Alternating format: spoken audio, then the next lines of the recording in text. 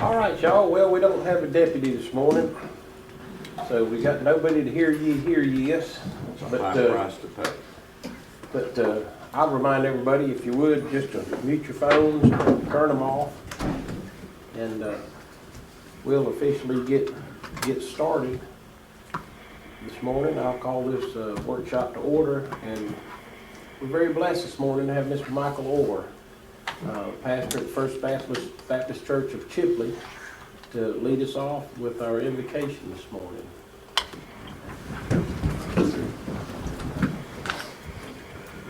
Thank you, Mr. Chairman.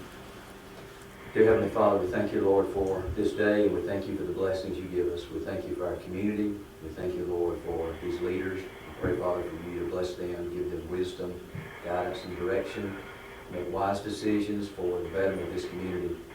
We thank you, Lord God, for the privilege to live here. We're grateful, Father, for the values of this community, for the way we stick together. Lord, I just thank you, Father, for blessing us with this community. And I just thank you for all these things this morning and pray you to bless this meeting. And I ask this in the strong name of Jesus. Amen. Amen. Friends, join me in pledge allegiance to the flag of our country. I pledge allegiance to the flag of the United States of America and to the republic for which it stands, one nation, under God, indivisible, with liberty and justice for all. Thank you very much, Mike, for that invocation. That's it's very special to have somebody that, as a guest, that'll come and open us with a word of prayer. Well, thank you very much for that. All right. Well, Miss Robin. She's the first we have on our agenda this morning. If y'all don't know her, that's Miss Robin Riley. She's a great asset to Washington County and the state of Florida. Just a wonderful person. I have with me Brian Birch from Florida Blue. I'm going to let him present the renewal for the health insurance, and then we did go out to bid for the insurance, so I'll speak after Brian does about your renewal as to what our options are. Good morning. Thanks for having me here. I'll try not to take up any more time than I have to. I understand that Robin has already presented the renewal to a few people here. I don't recall who it was, but I know that some of you are aware of what's going on with your renewal. I was here last year and presented the renewal with Robin. We were pleased to earn your business again last year with a rate hold from last year's renewal. And so I want to talk a little bit about this year and answer any questions you have, and hopefully continue our working relationship together. We talked maybe a little bit about medical trend last year. I just want to make sure we're all on the same page with that. Some of you may have an idea of what that is or what can be expected as an increase from year to year. Can I hold on just a second? Yes, sir. I apologize. This was not on my agenda, nor do I have a packet of what we're talking about. It's just insurance rates. Did you have a Robin Riley insurance rates on here? It was added late, but I'll get you. No, I can't even follow along here. They don't have anything to, all they have. There's not a handout. Okay, It's not a handout. okay. I'm good then. Excuse me. He's good, Jackie. Carry on. Now you've got it. Okay, I thought y'all had a packet or something that y'all were looking at. I'm And I sorry. apologize for Excuse me. not No. giving things in advance. We're I didn't know about the meeting myself until several days ago, so I've been able to prepare my notes, but hopefully we can all stay on the same page. I was lost. I'm sorry. I kind of I'm stay that catching way up. sometimes, Now we're fine.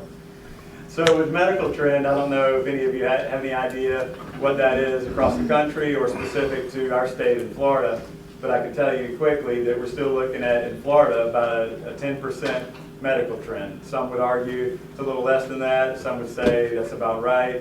But our book of business in Florida, with Florida Blue, on our Blue Options plans, which is what we're on, is right under 10%. So as far as the trend increase, in other words, the claims that are incurred and paid this year are going to cost 10% more if they're the same claims that are incurred and paid next year as a result of technology and inflation and other factors that are put into that. So just kind of as a starting point, 10% is kind of what I give all of my groups and anybody I meet with an idea of what to expect or budget for moving forward from year to year. Sometimes it's less than that, sometimes it's more than that. But just as a general idea of what to expect, 10% is a good number to go with, for really the last couple of years. Our goal, and I think a lot of carriers, competitors of ours, our goal, especially with this size business, groups under 500 lives, our goal is to stabilize the increases so that you're not looking at a 5% decrease one year, a 30-some% increase the next year. So we're trying to stabilize, especially with the rising cost of health insurance across the country and the Affordable Care Act impacts that we've all seen and are still trying to deal with. Our goal is to stabilize your rates so that you're looking at something around a trend increase from year to year. One concept that we use to do that, to stabilize rates for all size groups, is based on what we call credibility. Credibility, I guess as a simple way to describe that in our industry, is the likelihood of your claims to repeat themselves year after year. So the smaller the group is, the less credible they are to us. The larger a group is, the more credible they are. Just as a reference point, a group of 500 lives is considered 100% credible to us. So 500 life employee group, their renewal is primarily based on their claims experience alone. Any group under 500 lives, we use their experience, but it's weighted based on their credibility factor we determine, and then that's blended with what we call manual, or demographics of your group as it compares to the claims experience across the whole state in our book of business. So, and the reason we do that is because, as you can imagine, the smaller a group is, because the claims are less likely to repeat themselves year to year, a smaller group could have, let's say a 30% loss ratio for the first couple of months, and then maybe have a premature baby in the group and have a skyrocketed claim that fluctuates drastically from month to month. The larger a group is, the more average claims they have, so that when they have those spikes, it averages out to to a more level claims experience for the year. So anyway, just for another reference point, your credibility, just over 100 life group, would be about 54% credible.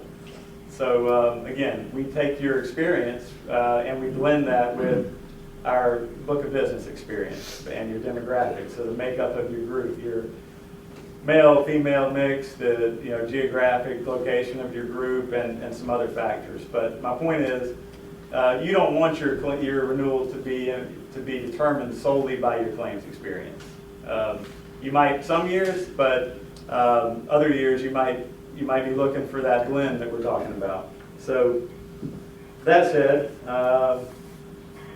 just a historic. I've been in this position and with the company in Tallahassee, handling this area for just that 2 years. So this is the second renewal I've worked with you all.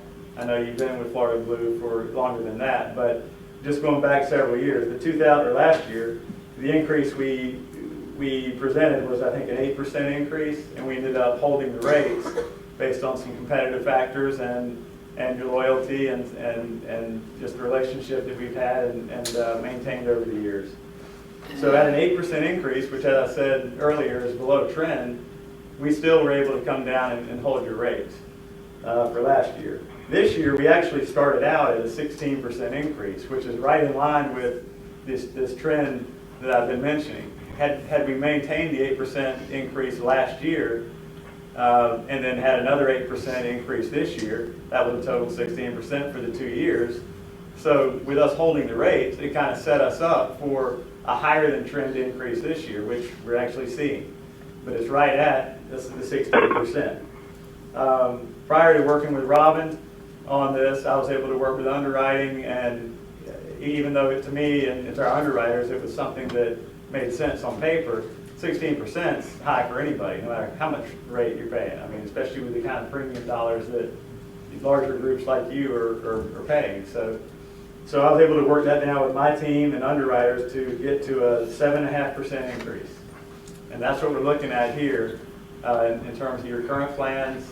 Again, a below trend increase. So compared to what I'm seeing and dealing with year round, I kind of, I breathed a little sigh of relief thinking that this is a pretty decent increase, and for a group that is not near 100% credible, only 54% credible, this is right in line with kind of what we typically expect.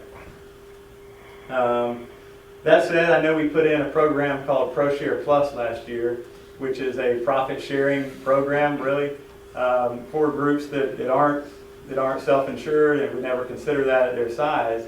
It's kind of a self-insured look-alike program for fully insured groups like yourself that allows you to take advantage of profit, if there is any, made on the group from year to year. We share that at a certain percentage with you. So you're at the 50% rate on that, and as a result of the outcome of your claims utilization last year, I think it was around a $70,000 ProShare reimbursement, which is, with my calculations, about 6.5% of your annual premium. So to me, really, if you look at it, you're getting we're looking at a 7.5% increase now, but in essence, we returned 6.5% to you in the form of that reimbursement. So you're looking at near a rate hold again if you look at it that way. This ProShare program would be something that we could continue year after year. You can take it out at any point that you don't see that it's beneficial to you. There's really no downside to it in terms of if your claims are too high, you're paying us back. It doesn't work that way, but there is a small risk charge that's built into the premium year after year just to have it in there. I think it's just below 2%. So if for a group that's had the ProShare program in place for several years, not getting any reimbursement, it may make sense to pull out the ProShare program and save the 1.8% or whatever it is on the premium. But for you all, $70,000 reimbursement 3 months after the close of the plan year is not a bad thing. So we've got that in place. We're looking at a below trend increase, and like I said, I felt pretty comfortable with it, without meeting any of you all to discuss the renewal, not knowing what your expectations were, not knowing what ideas you had about the renewal. In terms of what I'm seeing with the company and with my other business, a 7.5% increase with a $70,000 ProShare reimbursement is a pretty favorable renewal. We did run some alternates at Robin's request, and I won't go into detail on those, especially since you can't look at them in front of you now, but she has the information.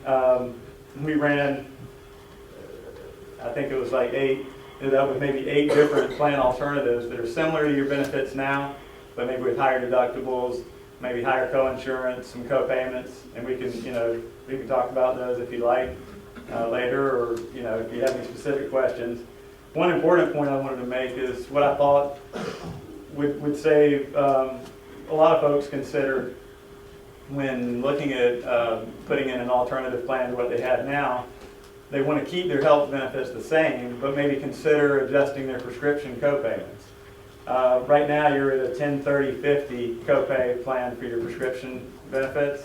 So what I simply did is ran all your plans now as well as some alternative plans, and instead of running with the 10/30/50 benefit, I ran them with the 10/50/80 benefit.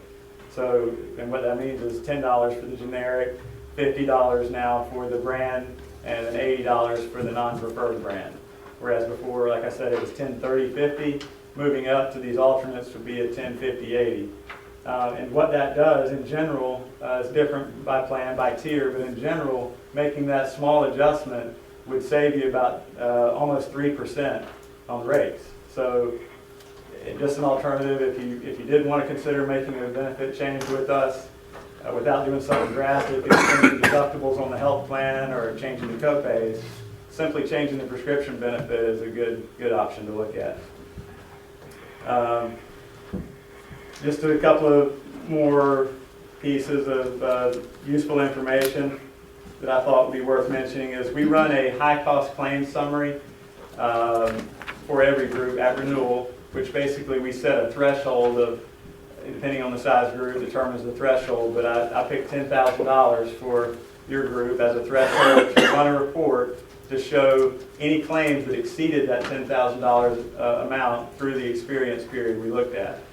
I did the same thing for last year, and to compare this year versus last year on this report, we're looking at a a substantial increase in just those claims. I'm not talking about total overall claims here, but these high-cost claims that are at least something to be concerned about or at least aware of, because they're typically things that may result in continued expenses. And it could be condition, conditions, could be cancers, could be just a one-time, knee surgery. But again, it's something that we can track.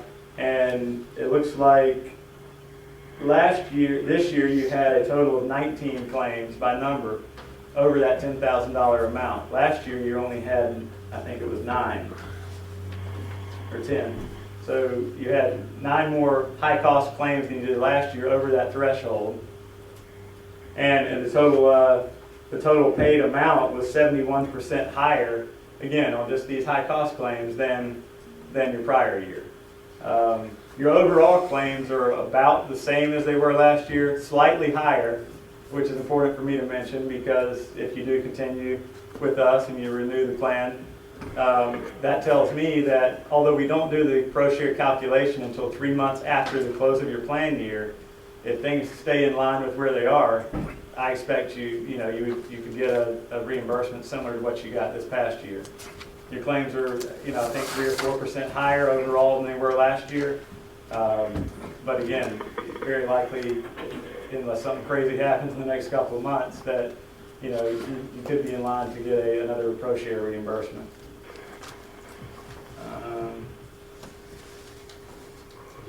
That's some of the high points I wanted to touch on. Does someone have a question? Yeah, you had mentioned prescriptions and looking at changing that was an option. Mm-hmm. Is there a new law in effect in reference to generic pills that hasn't been in place? Not that I'm aware of. Is it mandatory to take a generic pill if it's available? I don't think there's a law. I'm not real familiar with the law. It's not Florida law? We do, speaking of the generic, we happen to have this may be not worth mentioning, but it's just an enhanced benefit that we've made on some of our other prescription plans. If you did go with a $10 generic only prescription benefit, which a lot of groups put a lower cost plan in place just to have available, it's lower premium, and it does cover generics at a $10 copay. In the past, that was the only coverage we had on that particular plan. We've since enhanced that and done away with that plan at a group's renewal, where the $10 generic is now called $10 generic choices, which still covers generics at $10, but also offers a member cost share for certain brand name drugs. And it's in some of the higher and some of the disease categories and things that are more major in nature, but a little unrelated to your question, but specifically generics. That's good information. It's an enhancement we've made across the board on that particular drug plan. Did you want me to? In lay terms, explain for the audience's benefit what the pro-share plan is. Okay. Leave all the percentages and all that out. Okay. Yeah, well, I thought I mentioned it to begin with. The pro-share plan is a lot of people think that they don't have, that being a smaller group, they're penalized by insurance companies to just pay whatever it is that we're making all this money on, and they never see anything back. The pro-share plan is a way for certain groups that qualify based on their historical claims to premium ratio and some other factors we look at, that it allows us to reimburse or share some of the profits, if any are made, back to the group for a small cost. So for some groups it works out well. I mentioned the concept of credibility.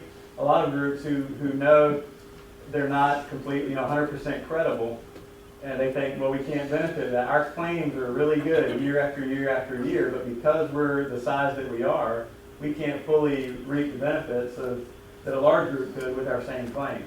This is a way for us to reward groups that are a certain size, despite their control, and allow us to reimburse some of the money if there's any money made. And like I said before, there's no downside to the program other than the small risk charge There's no, if you have a 200% loss ratio one year where your claims double the amount of premium you're paying, you don't pay us back for that.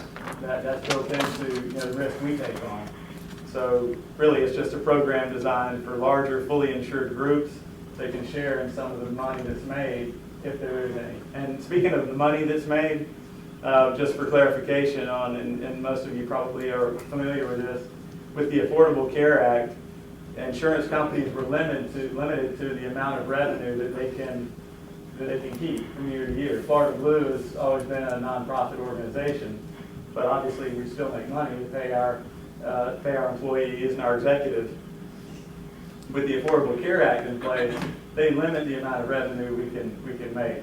As a result of that, for 2014, our profit margin as a company was less than 1%, so it was 0.8%. Most companies any company can't operate with a profit margin of less than 1%. This past year, we cut a lot of expenses internally, we cut a lot of employees, and we did all we could to reduce costs, admin costs, so that we could actually increase our profit margin. It's still only just above 1%. Before healthcare reform, we were only making 2 to 4% profit margin. So it really hurt us, because you can hardly run a company making 2 to 4%, much less than 1. But just mention that because a lot of people still think Big Florida Blue is making all this money and charging us all these high rates, when the Affordable Care Act really put a stop to any big profits that insurance companies make. As I mentioned, we've never made huge profits with a 2 to 4% profit margin, but anyway, the Affordable Care Act has caused us to diversify and look at other ways of making money, because paying claims, we can't make money anymore. So that's a good benefit for groups, because with this requirement, any money that's made over their threshold, saying you can only operate in a large group, it's 15% revenue. If we're making any more than 15% revenue on any of our group, or our entire book of business, we have to reimburse that back to our customers. So I don't know if all of you or any of you are aware of that, but that's been a major thing with health insurance as a result of the Affordable Care Act. So, any questions on the ProShare plan? Did that explain it? Well, it did. I'll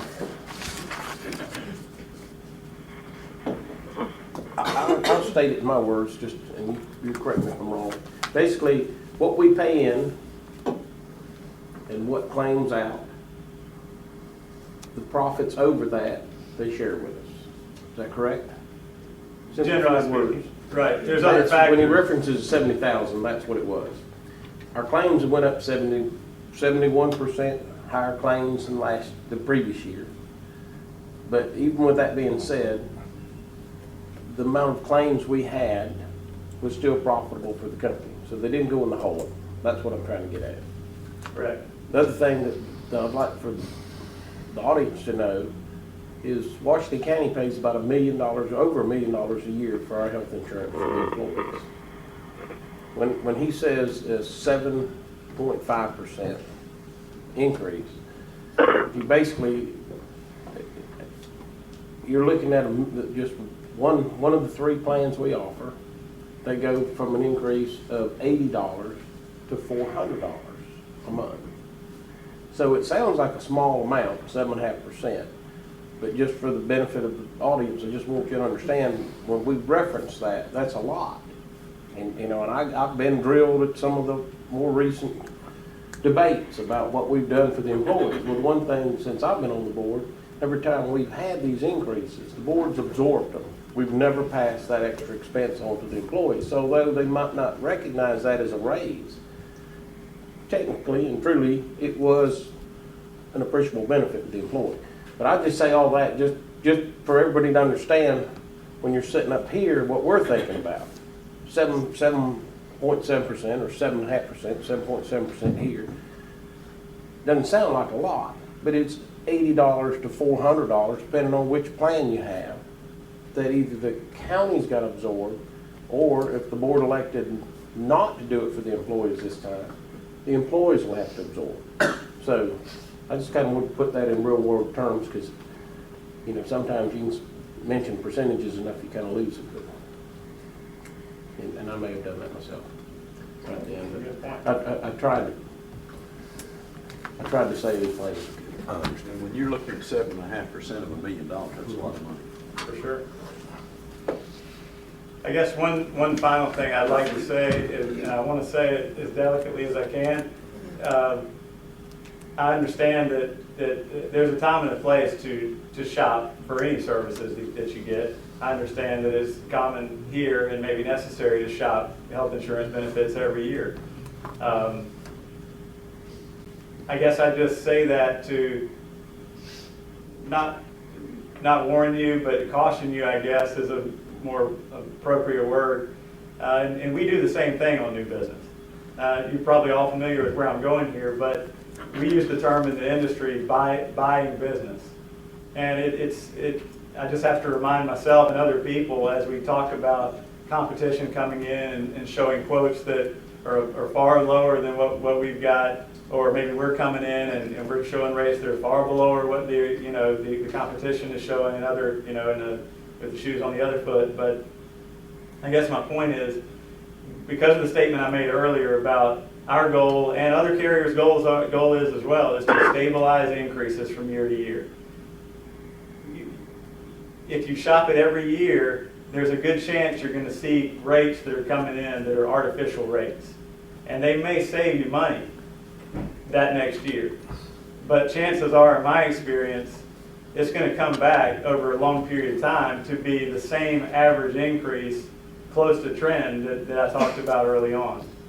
I don't want to dwell on that, but I just want to make sure, as you all consider possibility of maybe moving to another carrier to save money, because I agree with you. I understand that's a lot of premium.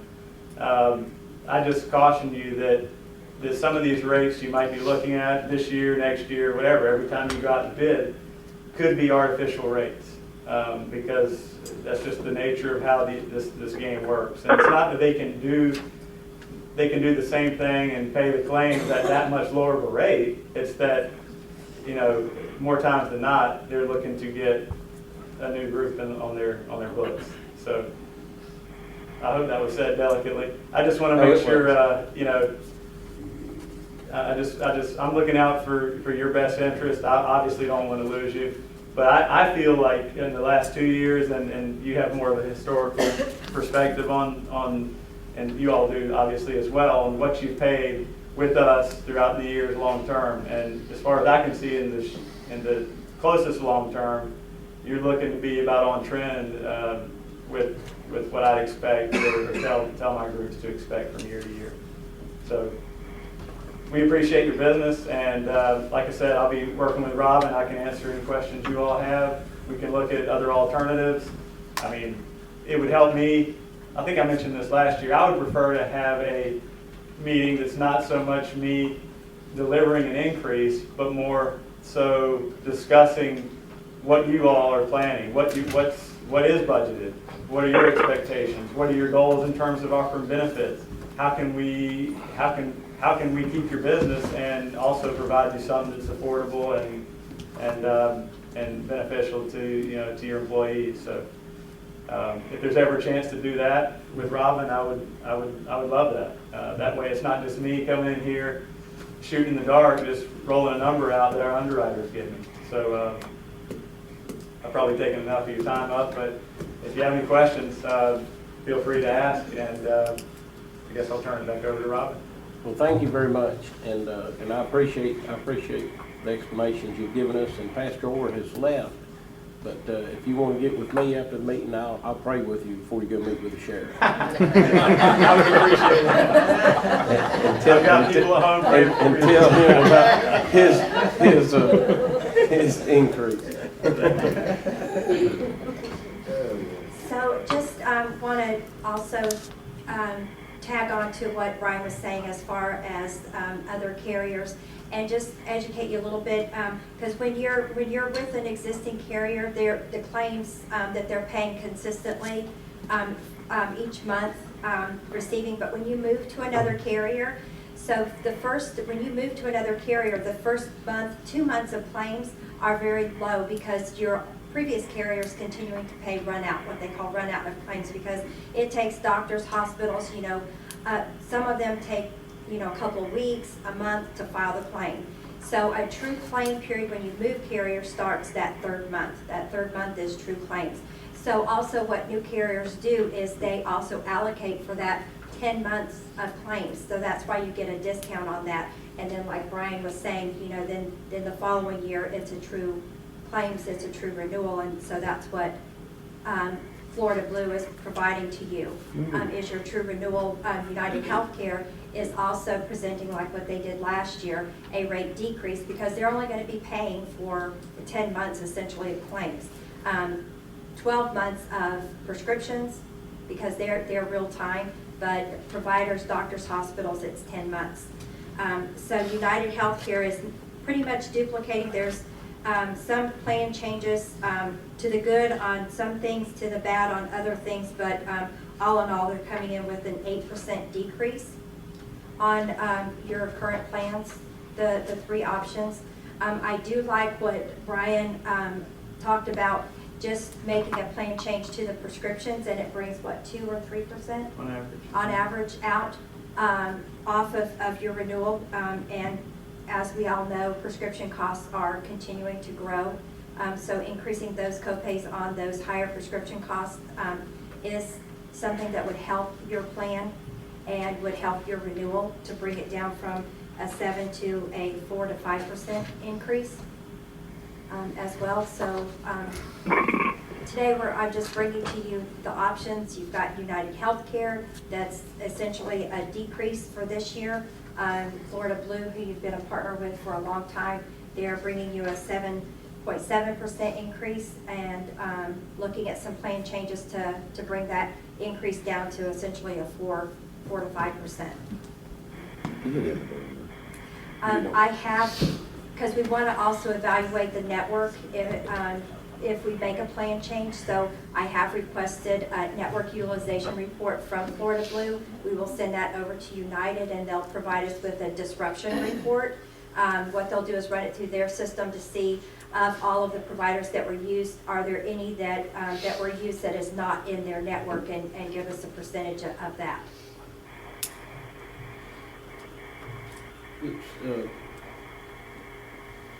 We were in a meeting with her yesterday, Miss Robin, and she went over that with us. But this is kind of like the first ball thrown out, in my opinion. We may go back and forth, may negotiate some with Florida Blue, but these women didn't have to go before the sheriff before we looked at any real hard numbers. And but once Miss Robin gets this solidified a little bit, then it'll be passed out to everybody. Of course, everybody can have what I've got. It ain't nothing secret about it. But she was waiting to get the numbers finalized a little more before it was all shared across, with everybody. Right. And then we'll all have this, and we can look at it and make some decisions. But it's nothing we got to decide on today. But it's just To let you know where we are. where we're starting. Okay, thank you. Thank you, Miss Robin, I Yes. personally am not interested in changing companies, but I am interested in knowing what all of our options are. I'm not sure that we can absorb a 7.5% as things stand. Right. I'm very concerned about our budget process, which in turn will affect y'all. And I just want to see what our options are to save. I personally am not interested in leaving Florida Blue at this time, and that's a pretty bold statement, but I'd like to see what our options were to reduce our increase. I recognize that we're in the share and we've got a significant check back last year, I think in a couple of different increments, but and we're very thankful, and I think that that serves the taxpayers in the best manner that it can. But I would like to look at the options, and I know that there's reports, y'all made mention of some that how many generic drugs were purchased through this policy and how many were name branded? And is there options? And it may be speaking for itself if we looked at them numbers as they are. Okay. I'll add, while I got both y'all up front, and you can answer this, I'm sure. With us subscribing to the WebMD, is that considered at all? Because to me, if I was a carrier, I would say, well, that's pretty significant because we know to some degree, they're gonna go and utilize their doctors less because now rather than going all the way to the doctor, I can just get online and get my prescription online or whatever. Y'all even, is that even considered? Is that something when you're factoring in everything, you say, well, this is something that we made available to the employees, or didn't make it, we paid for it for the employees last year. I think it was about $14,000, something like that. And, but basically, you can go online and all the family members of that employee as well can go online and speak with a doctor, and instead of going and sitting in a doctor's office, you can do it online for minor medical issues. And it keeps from having to go to the doctor, but at the same time, them not going to that doctor saves Florida Blue or United, whoever is doing the health coverage. Is that considered at all? Do you look at that? It's considered, but it doesn't, it affects the rates in terms of the reduced utilization. I mean, that's obvious, I guess, but I'm not familiar with that program. I didn't realize you had it. I could use it as kind of a negotiating tool if it comes to looking for something outside of what our formulas call for with management. And so that's good to know, but in terms of using that to, you know, to give you credit per se for a reduction, it doesn't do that much. It's great that you're doing it, and like I said, I wasn't aware of it. We actually have we have a teledoc feature that we're looking at putting in for it sounds like maybe the same type deal where you can access online or by phone. So that'll be kind of down the road coming, hopefully in the next year and a half, 2 years. And we've got other resources available to help members save money. Maybe it would be a good idea to, and I know maybe Robin does this already for your employees, but we have educators that can come out and meet with your employees to talk about things, value-added programs and cost-saving tips that, you know, even I don't really know because I don't go to the doctor that often, and I don't pay attention with all the stuff that's available to me. We've got enough going on in all of our lives. But if you'd like to set up a day for your employees to come out and have our educators and Robin or whoever else would be there, we could provide some value-added benefits there. Well, I'm glad I didn't know you weren't aware of it, but that was part of that 70,000 we got back. We took 14 of it and put it into the WebMD, to where the employees, if they just have a flu or something, they don't have to go sit in a doctor's office. They can just go call or go online and consult with the doctor, and the doctor can send in the prescriptions or whatever. Right. They never have to leave their house. So use that in your negotiating box. Which in turn will reduce our costs, but after a year, we'll realize Exactly. that in the savings. I don't think we've been signed up long enough to, and I don't even know how much it's being utilized. I don't either. We'll start receiving utilization Yeah. reports soon. It just takes a couple of months because it just got up and running June 1st. Employees registered in May, so we did that. But that's where it saves, that is on your utilization with claims and stuff, and in return, your shared premium returns that you receive, that helps it right there in getting that money back. Hank, that might be something that just do periodically. Is I'm sure Robin can come up with a flyer. Just remind the employees that they do have it. Maybe put it with their direct deposit statements or whatever, staple it to it and send it out. Just to remind them periodically that they do have that. That's available, and maybe some information about that they can see how to, whatever the number is or whatever the website is, and just, you know, maybe every quarter or something, just send that out to where people remember they have that. Right. Yes, sir. We also have some flyers that can go into the break rooms and stuff for the employees as well. They have break rooms that they use. Hang it up with their MSDS sheet in the back glass of their dump truck, right? Yeah. I don't think our employees use break rooms. No, They don't take breaks. Not me. No, they're not allowed to. They're not allowed to. They do, they take regular, federal requirements. The legal side there, the legal side. All right, so Brian and I will get back to work on some different plans, and we'll bring you spreadsheets with everything, and for you to make your final decision. Okay? Thank you, Ms. Roberts. Thank you. Good luck to you, Brian, when you see the sheriff. Thank you. I feel for you. Ted Everett's next on the agenda. Mr. Chairman, Commissioners, it's that time again that we come before you, and has to do not basically a road closure, but we have a motorcycle race scheduled for September 18th. It's the second enduro that we are putting on. We're expecting about 150 racers. This will actually force us to cross Clayton Road as we did last year, and I've already contacted the sheriff and worked out the details. They'll have 2 patrol cars there and a sheriff's deputy, and basically they're not crossing just all the time. It's a timed race, so they'll get to the south side of Clayton Road, and they'll all wait for everybody to go through their points. Then as a group, they'll go off time, and so all the 150 races will be across Clayton Road in about 30 to 40 minutes. And in between that time, if there's no racers, we just let the deputies flag the cars through. We had no problems last year. We'll also go down and notify all the people on our Liver Road, as I did last year, tell them that what's going on Sunday the 18th, and they just reroute. We had no problems with them last year. And we're expecting a much larger crowd than last year, because we were voted the best enduro of the state of Florida last year. So we got, they'll do 125 miles of racing that day. So it's a good thing, and they'll be in here shopping and spending the night, and all the good things that we expect tourists to do. Ted, I sure appreciate you putting on an event that brings people to Washington County. We love bringing people to Washington County. We want them to come with a heavy wallet and leave lighter. I hope we can put that on the consent agenda. We can do that. Thank That's you. an easy one. Thank you very much, Ted.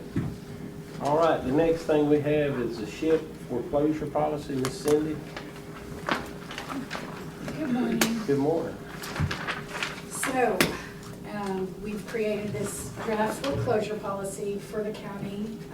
Mr. Goodman has reviewed it, and I'm here to answer any questions y'all might have, and what I'm asking for is approval today so we can put this in place.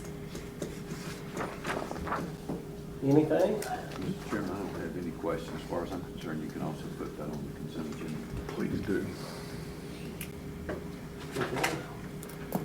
All right. Thank you. Can't get any simpler than that. I know, thanks. Y'all have a good day. Clint, she's going to speak to us about our Communications Committee Annual Expenditure Report. Good morning, gentlemen and ladies, Mr. Chairman. As of August 2015 to June 2016, this is the Washington County BOCC Communications Committee Report. I don't know if you can follow along there. First Communications, this is monthly maintenance for the repeaters for the year was $5,740.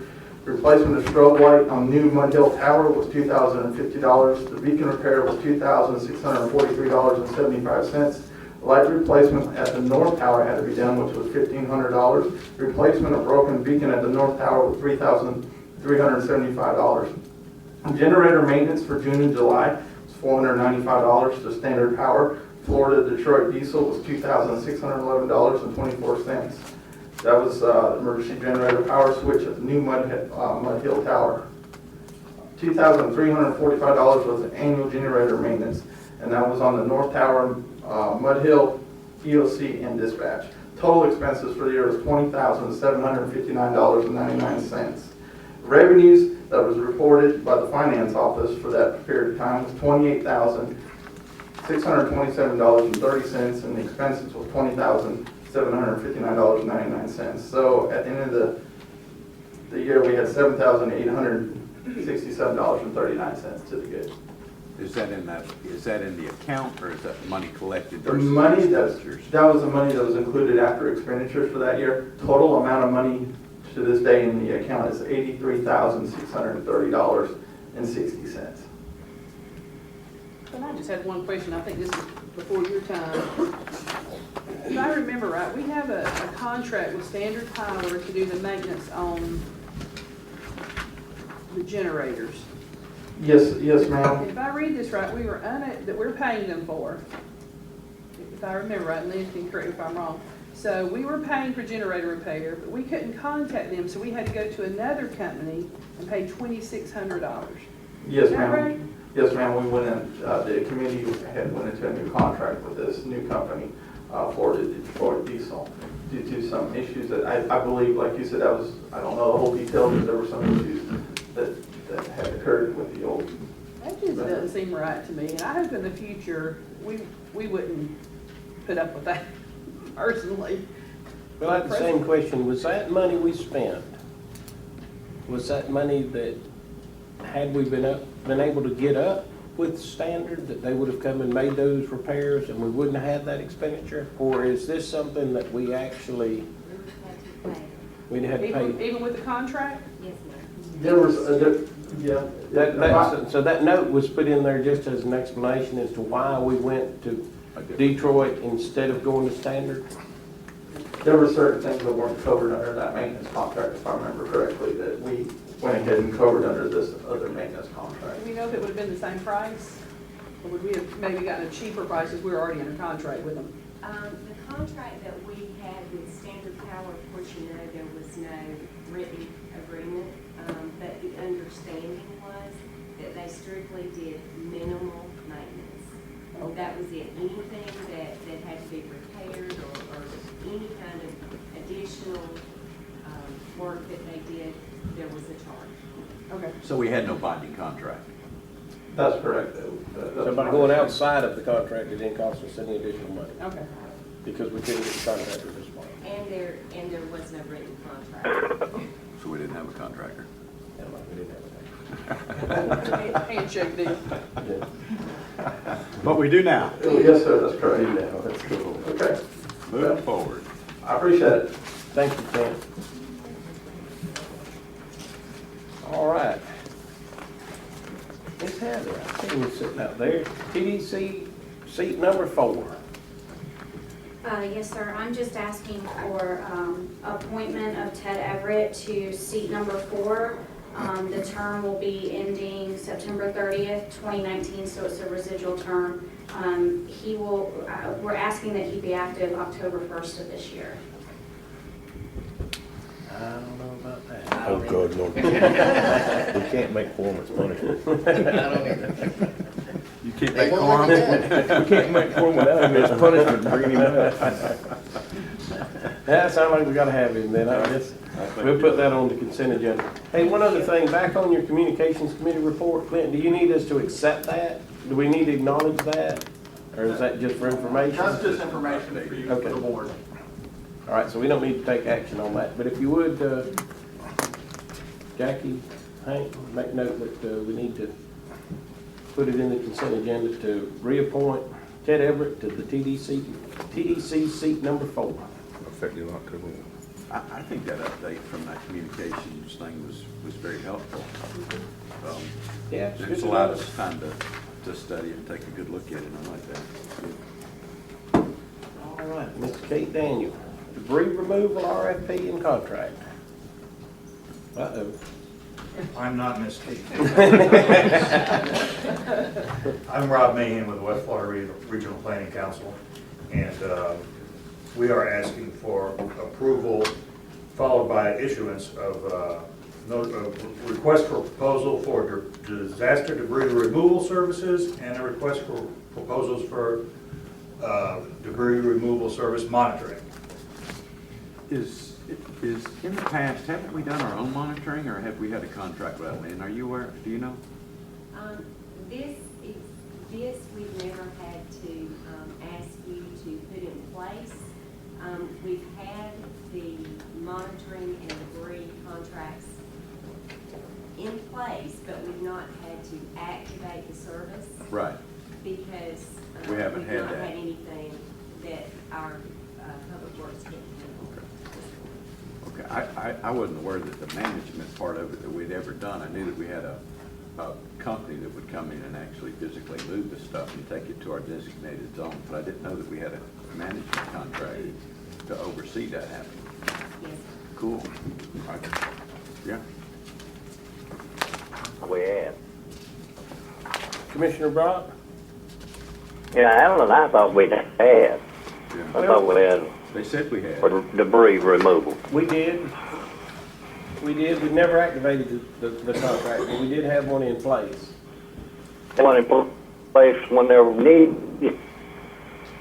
needed.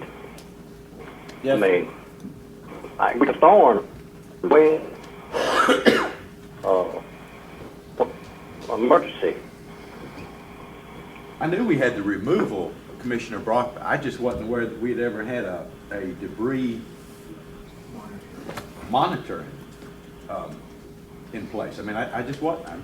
And it's, That's a requirement, actually. Yeah, it's good. To have a third party that monitors the other contractor. okay. So you don't want the removal people monitoring themselves, I can tell you that. well, I thought we were doing that. I thought This is just updated. with our public works, yeah. So I assume our contracts that we had in the past have expired, so now we're just doing it. All right, Ms. Kate, that's very good. Appreciate it. Thank you. We could put that on consent, I think. I read all that from it.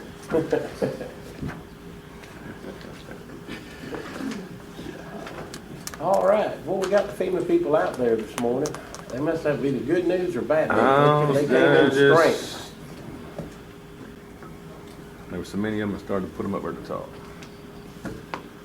What you got for us this morning, Jason? I didn't know if y'all gonna take a break. Usually I'll break out and then I'll. It's past time. No, I'm here now. We're on the review. Just a report, we gave you guys some reports from last month's activities. We participated in working through your internal audit that you do every year. We provided some reports that we were able to get a hold of pretty quickly. One of the main things that we had going on this month was working through an invoice that the county received.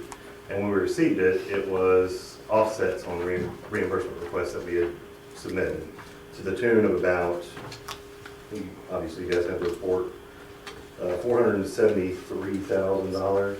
And so in going through that research, we realized that there were incorrect offsets that the state was applying to our request for reimbursements. So once we went in and did the research, we sent that data back to them. That's the spreadsheets that you all have broken down.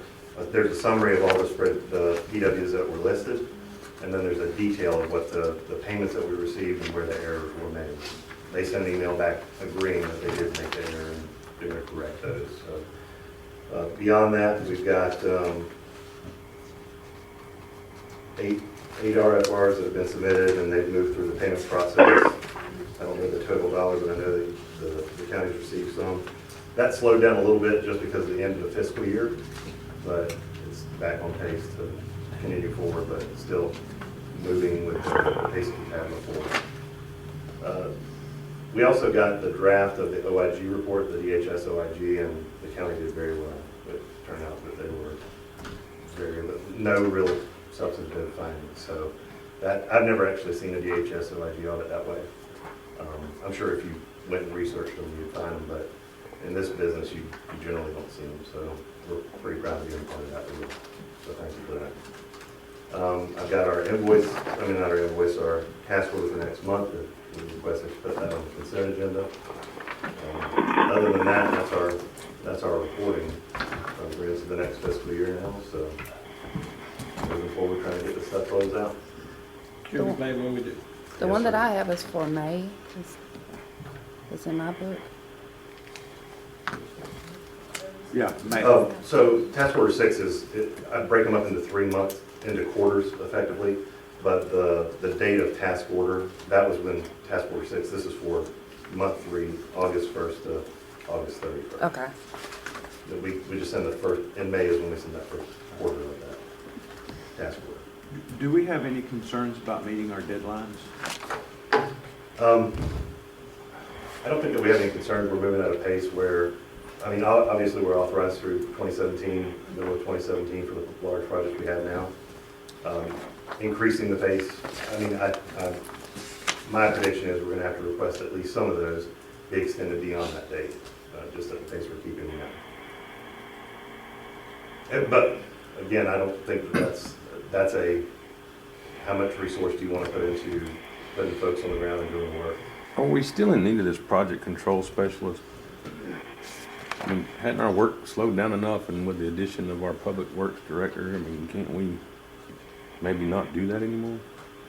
That was a large part of our efforts to document at the field level, so. Well, I mean, I got that, but now that we're not in the field as much, I mean, and if we start, I mean, it's been, I guess we're putting some out to bid or where it's gonna be done by contractors. I mean, that's just $15,000 a month. I ain't really, seems like we got adequate staff and we slowed down enough, we could probably shed that. I'll certainly look into it, but I've not gotten that impression from our staff and the work that we've been doing. Well, we got public works director coming up next, so we'll. Absolutely. Any other questions or any other information I can provide? Jason, just always monitor what you're doing and making sure if there's any cuts we can make, we make them, okay? Of course, yes, sir. And the other thing, I don't want to, this is a planning process. Yes, sir. And that's what you are as a planner. I just want to make sure that we have the people in place that we need. And if we're falling short, I want to make sure that we're picking up with our new public works director, and we've got a new supervisor and a supervisor that's been pushed real thin. I just want to make sure that we're having a good communication with our public works crew and yourself and your staff.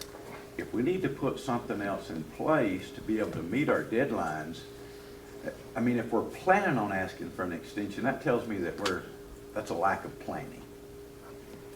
If we're planning on asking for an extension, you've got a time frame. Yes, sir. Is it physically possible to meet our needs within that time frame? If we're planning on asking for an extension, that tells me we're lacking planning. We can certainly do some forecasting and look at the resources that have been put in, what you've covered so far, and reevaluate. I think absolutely. that's something every quarter that we should be doing is reevaluating. All right, we've got this, we're here, we've got to go here. Our history, we've been doing this. We need to increase our history, or we need to decrease our history, or maybe not decrease it, just keep going at the pace and get done early. But to come in here and plan to ask for an extension, I don't like understand. that. Okay. Absolutely. Just for the record, the #1 district is, we're done. Yeah. We got ours done. Number two's been done longer than that. Yeah, #1 and 2 is done. Yeah, I got it. We do them in numerical order.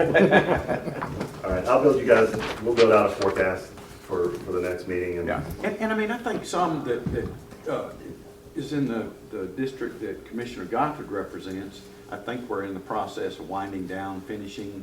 I'm not exactly sure where we're at on her stuff that's lacked over, but I mean, we have got some smaller things that needs to be done. And are we doing a good job of planning? I mean, that's, with this group of intelligent people that you've got in that, I mean.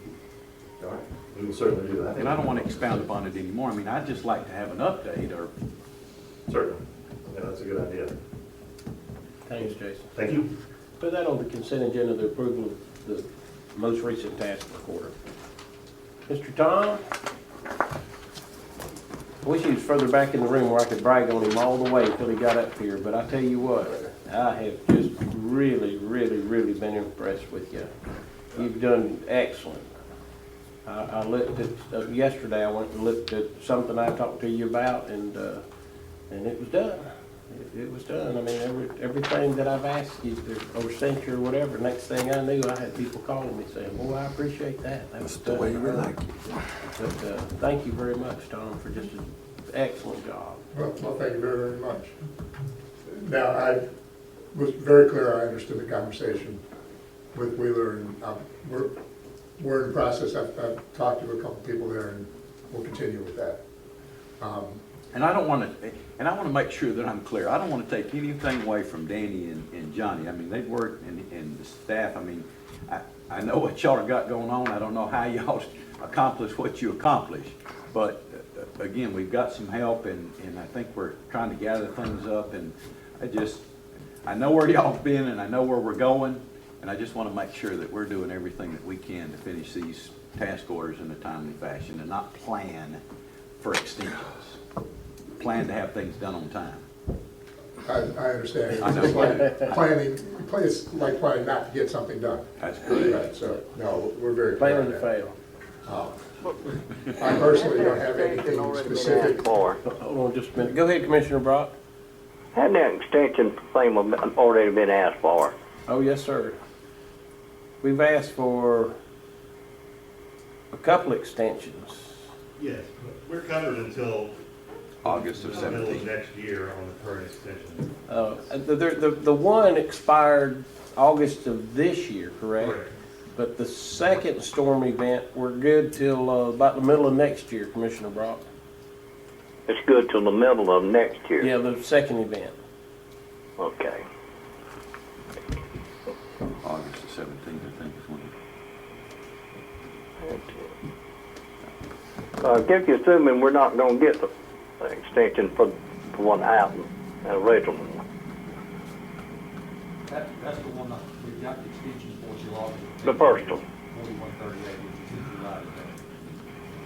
That's the one we've got the extension for, Commissioner Brock. Natural disaster, we pretty much need to. Yeah, the second one, how about the first one, you didn't get it. There was one file, but we didn't get it. We did Correct. we did get it through August of 17. It's out. No, we got it through August of 2017. Oh, well, That's it's one. coming up then. Okay, it's coming up. Yep. Just to clarify, Johnny, the first event, we're done. No. That's the extension. The second event, we're done. The second, I'm sorry, that was my bad, Commissioner Brock. The second event we're done with. The first event is the one we've got the extensions. That's good you was thinking logical. Yeah. Thanks. Sorry. Yeah. Got the second one done first. Well, that's a fact. That's a good job. And there's a lot of Mostly reasons the for it. second, And it the makes second sense. event was rerun from the first event. Yes, sir. Went back and Yeah, that's rebuilt the what bad we part. had fixed. We didn't get paid for it again because we wasn't done. We fixed it the second time before we fixed it the first time. It's like divorcing your second wife while you're still married to the first one. Yep. How does that work? I can tell you, I don't know exactly how it works, but I can tell you it's expensive. You don't have to for us, Tom. I don't have anything for you today other than say thank you very much. Thank you, Tom. Thank you, Tom. I do appreciate you very much, Tom. Thank you, and it's an awesome. Cliff? Before he comes in? We can. I hear Commissioner Guthrie. I know, really. You only got half a sheet. Make it All right, take long. How much you got? We'll break right after Cliff. Good morning, Commissioners, Madam Clerk. First thing I wanted to talk about is our FEMA jobs that we contracted out to Roberts & Roberts. Greenhead Road is now complete, Cool.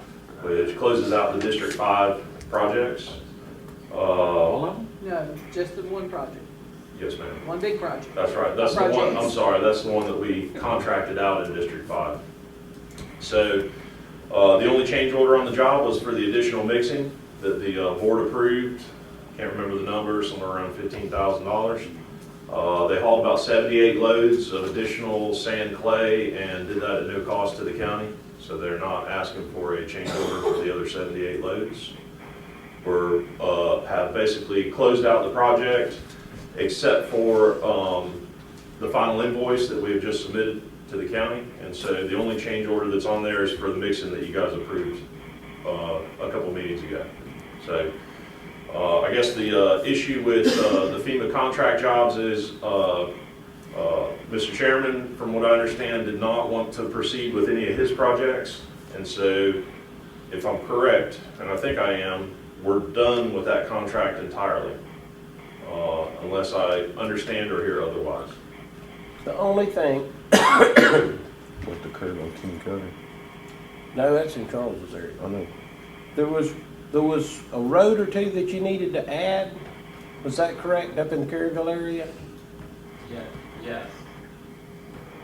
Yeah, there were a few roads in a loop that Johnny's But taking care of that. all that's taken care of?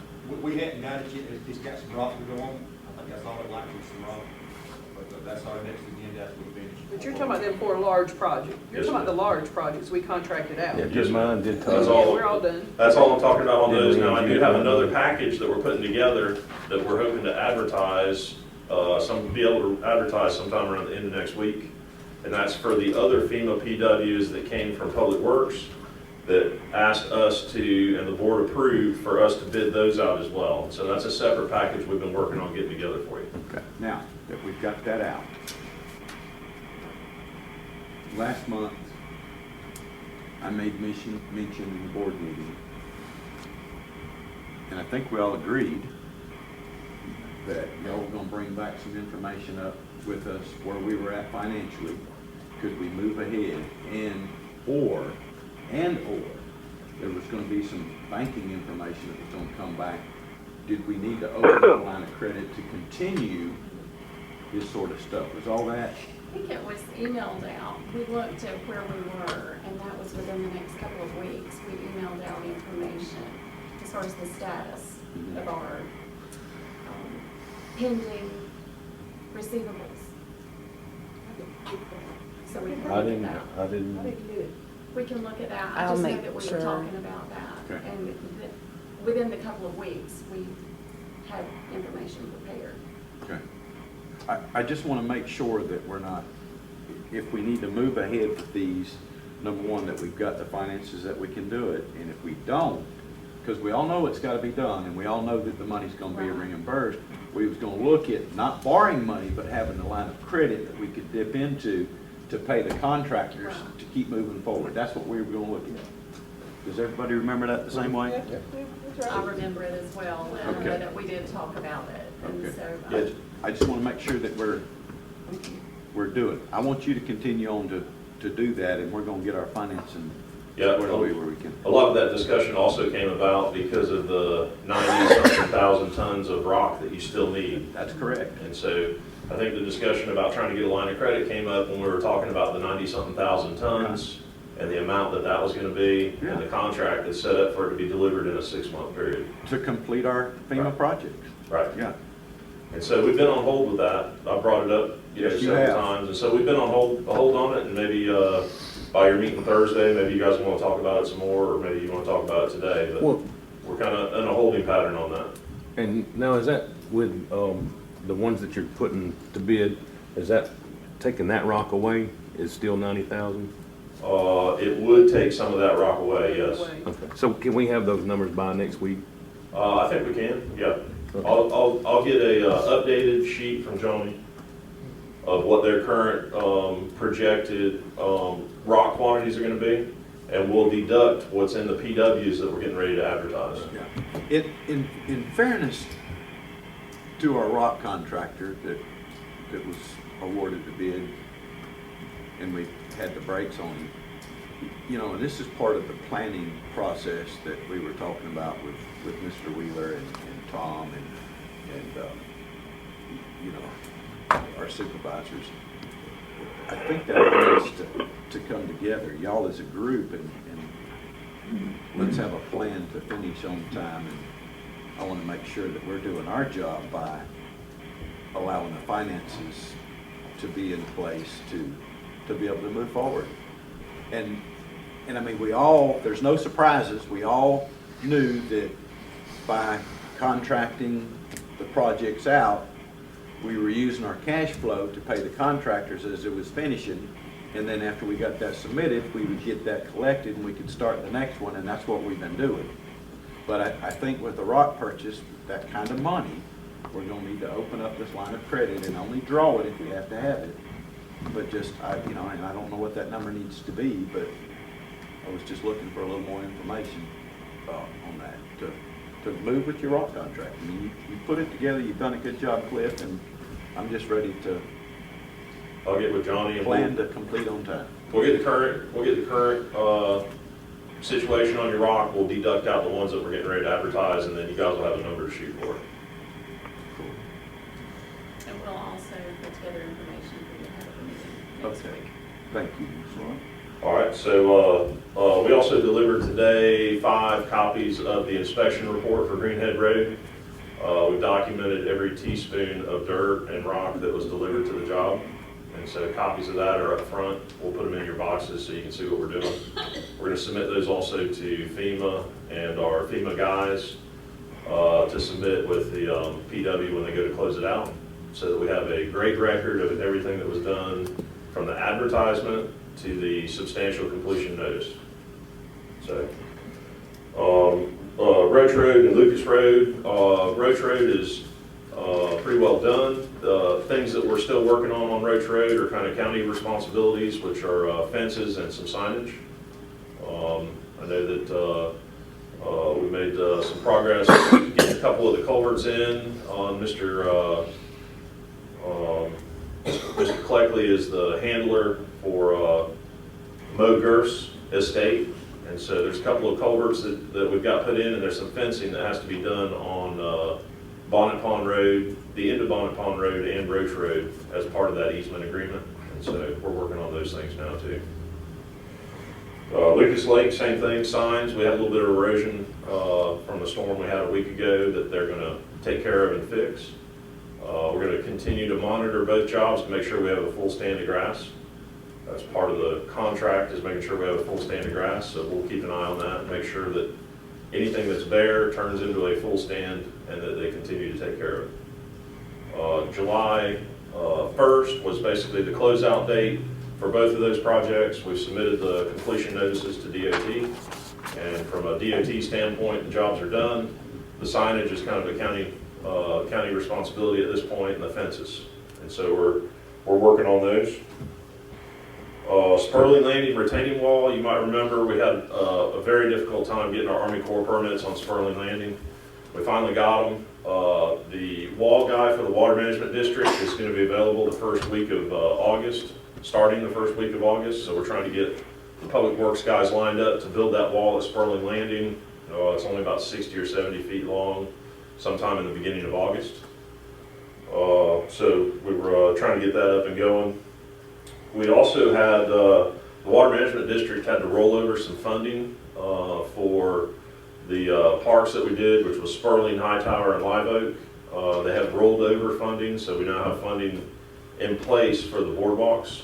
If you remember, we got $200,000 from them to make improvements to all 3 of the parks, and they had to roll money over to be able to make it available. And so we are now going to pull the trigger and advertise the boardwalks at Hightower and Live Oak. So hopefully by your next meeting, we'll have those out for bid. Cliff, whenever you talk with the people there with the Water Management District, let them know I'm available when they need another wall guy, because that's a heck of a position right there. It's amazing. He's only available just a couple weeks a year. I think I'd be well suited for that job. So. It just always amazes me. You always reference the wall guy. Yeah. And he's going to be available in August. He'll be available. Last year he was going to be available in August, and then he had a brief showing somewhere about March, but then he didn't show up. That's right. So just let me know if that position ever comes available, because I sure want one. Well, I thought you were trying to improve. Alan, I think he's the governor's son. Is that what it is? No, Because they told me that's the only person that could replace him. I'm serious. Is that right? I'm serious. I ain't joking on that. That's Cliff. That's Cliff. He knows. He's been hammered about it. We'll take care of him, Mr. Brock. We'll make sure he has plenty of food and drink while he's working. That's right. Let's see, next thing I had was intersection of Orange Hill Highway and Brickyard Road. Met with George Roberts down there. He did the original construction when he owned C.W. Roberts, and they paved that intersection. He's provided me a price. He says he'll have me a price before Friday. GAC is also providing a price, and I've gone through it with him as well.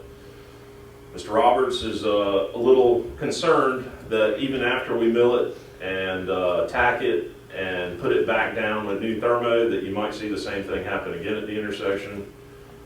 He claims he says it's a result of heavy trucks stopping rapidly at the intersection, and that it's a difficult situation, but at the same time, the only thing that really will fix, for example, a steep slope where trucks are stopping quickly is concrete. And so, you know, Now, what's the difference? I mean, if you went in there and saw cut that out and poured concrete, I mean, because you're right. I mean, every log truck in Washington County, I think right now is filling up at Orange Hill Express. UPS is filling up at Orange Hill Express. I mean, you've got all of that dump truck traffic up and down all these dirt pits, up and down Orange Hill Highway.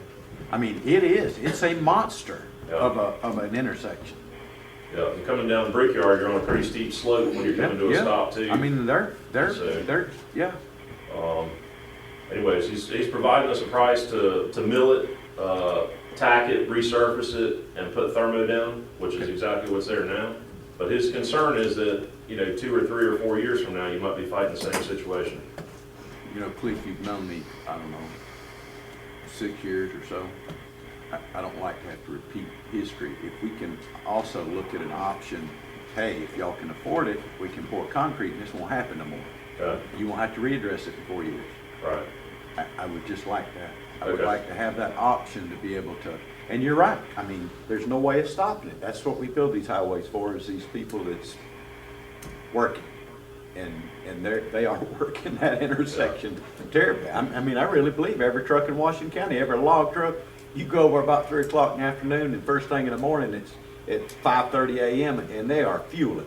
Right. Well, I think out of the intersection, probably the only one that I would suggest maybe looking at that for an alternate would be on the Brickyard side. The Brickyard side is really the only one that has a steep slope or a fairly steep grade coming down to the intersection. But they're all ripped out. I mean, you're the second or third vehicle back behind there, and you try to stop on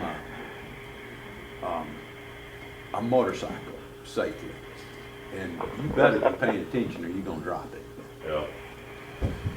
Okay. Well, you need concrete, huh? I'm not saying that. I'm just saying that if they come in there and say that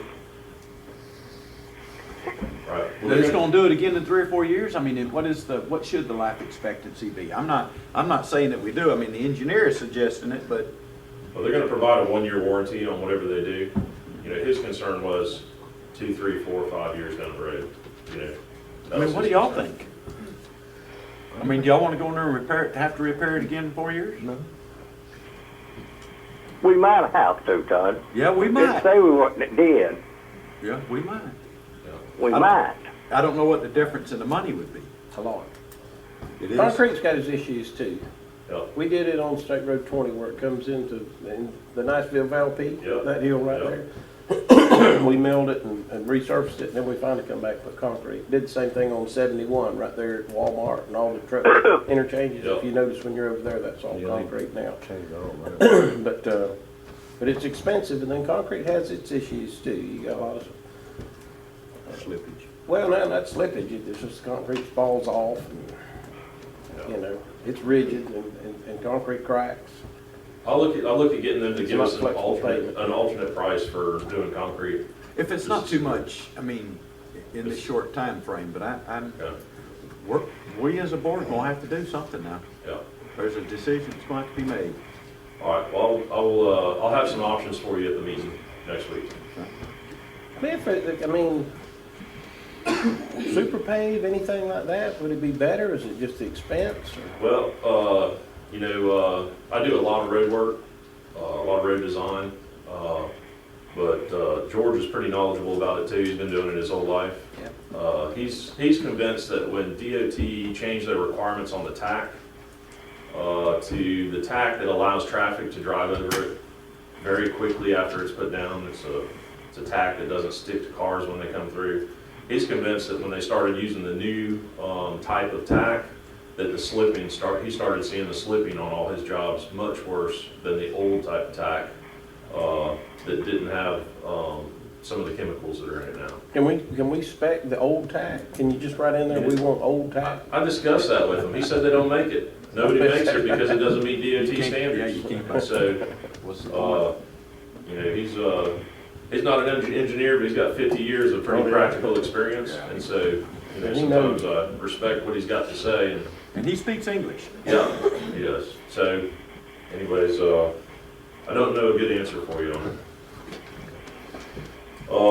Let's see, the additional FEMA work, we talked about that a minute ago. We'll put together specs for that. We'll send those to Jeff. There's been a change that's going to be going into effect October 1st from our FEMA friends. There's something called the Super Circular that they're going to be requiring all of the provisions of their Super Circular to be included in any contracts after October 1st. And so we are now taking a lot of those provisions from the Super Circular and putting them into our bidding and contract documents for these additional FEMA projects. Otherwise, we bid it out and then have to do something to change the contract in October. But we're going to take the whole package, we're going to give it to Jeff, and we'll give it to the FEMA guys to look at and make sure everybody's good before it goes out, and then we'll pull the trigger and advertise. So. We just, that in Holmes County, everybody's having to jump over there because of the hard day. The feds are going to pound you if you don't have it all in there. Yep, and so the last thing I had was the FEMA rock bids, which we talked about a minute ago. We'll have some new numbers for you by your meeting that's coming up. And meeting with Mr. Tom Terrell on Friday, we're going to go ride the roads and try to get caught up on stuff. And I get the unique opportunity to drag him into the chaos. Can I ask one question? Yes, sir. If you're done. I think I am. Who's responsible to make sure that my sidewalk project, and I say our project, sidewalk project is completed properly? Who is the person that I can go to and hold them responsible to get that done and give me a time factor of having it done? Okay, well, let me circle your question for just a second. They actually did go out there and cut a slot in the box. Didn't work. Yeah. Did not work. Okay. All right, I'm getting there. Work with me. They did go out there and cut a slot in the box. They did regrade a section of the ditch, but they didn't do it far enough, and they really didn't cut the slot wide enough. And so I was not there when they did it. I did meet with them and discuss what we needed to do, and it didn't exactly get done the way I envisioned it. To answer your question, I'm not the CEI contractor on that job. The CEI contractor is actually Melvin Engineers. I'm the engineer of record. I'm the one that designed it. Okay. I'm not the CEI contractor on it. Okay. But I have been trying to help get it done to make sure that you guys are satisfied. And I have discussed it numerous times with the contractor. And he called me to let me know when he had a crew coming that way. And it actually does drain. It does actually drain. But during these heavy storms that we have, it takes a couple of hours for it to drain, which is not. It will not handle an afternoon thunderstorm. I'll tell you that. Okay. So I can show you the pictures. I've got the pictures. Look, I've got you and 5 or 6 others that send me pictures every time it rains. Sorry, I want the job. If you've got to rip it out and do it right. I got it.